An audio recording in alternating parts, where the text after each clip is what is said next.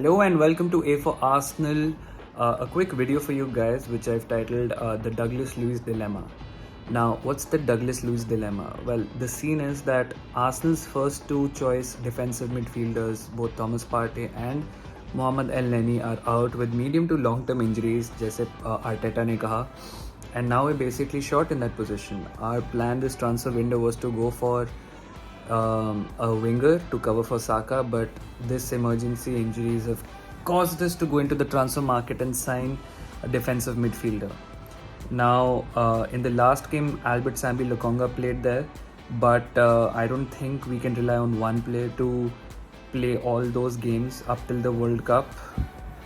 So it's going to be very tough for us.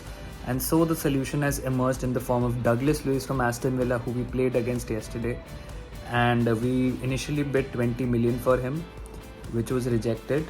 अब हम गए हैं 25 million के लिए around a half an hour ago or something. It's around I think 10 o'clock here right now. So we went in with the second bid of 25 million, which is expected to be rejected because Aston Villa are holding on for 30 million pounds. Now Douglas Luiz ka contract is expiring next year. He's in the last year of his contract. He's got 9 months left. And 30 million for 9 months seems like an overpay. Now, there are two sides to this. Right, now, fixture wise, we technically only have to get to the World Cup, which starts on 20th November. From today till 20th November, Arsenal have around 16 to 18 games played.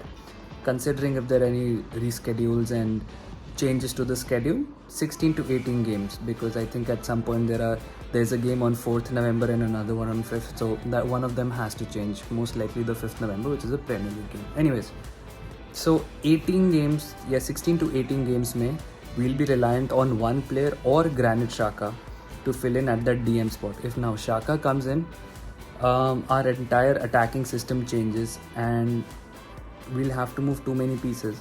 And we can't rely on Sambi for 18 games. He'll get injured because games are every 2 to 3 days now. So what's the solution? Well, the apparent solution looks like we have to pay 30 million. But is 30 million ka?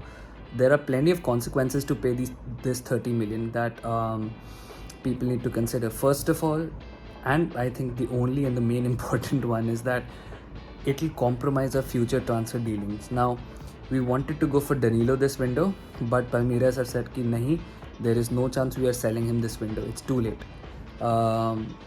So the journalists, the respected ones, say that a deal can be reached in the January transfer window.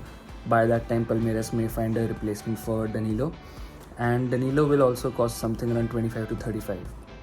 Now, if we spend 30 on Douglas Luiz, there is no chance we get Danilo, who was a player with a better potential and high ceiling. It's not that Douglas Luiz is old, he's 24 years old, but it's people think that he's not a 30 million player, and to be honest, I also think that. I think it's a severe overpay and it'll hamper our transfer dealings, not only for a player like Danilo in the future, but also a winger for Saka. We can't get a winger and we'll have to rely on Smith Rowe and Fabio Vieira to play on right wing.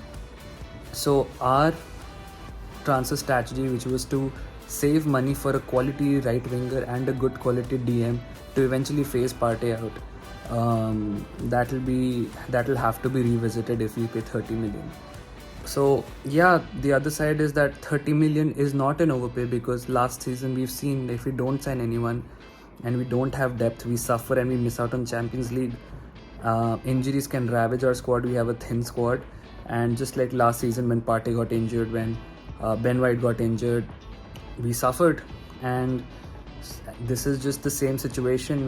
If we don't pay 30 million, no matter how much of an overpay it is, we'll basically lose the advantage we've gained in making this brilliant start to the season.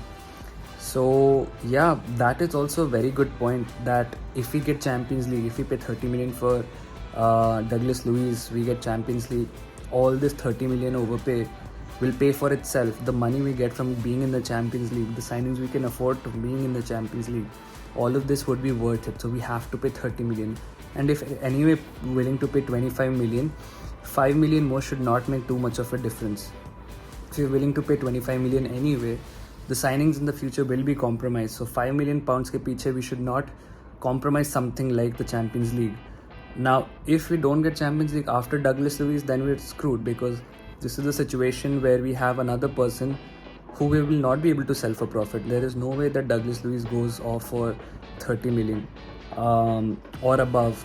And the reason that Villa is holding on for 30 million is simply because of the fact that City has a 20% sell-on clause on this. So they want to make their money. Even Villa know he's not worth 30 million, but they want their money. So yeah, that's the impossible situation that Arsenal finds itself in. What do you think? Do you think we should pay the 30 million? Do you think we should not pay? Let me know in the comments.